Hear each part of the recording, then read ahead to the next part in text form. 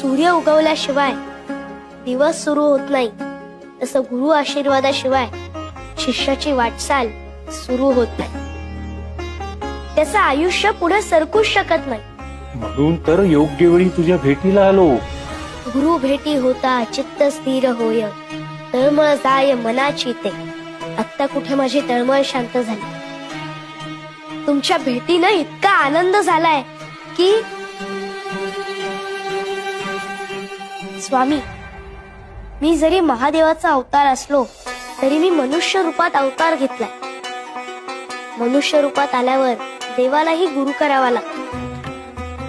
साक्षात राम कृष्ण दत्तगुरु यांनी गुरु केले.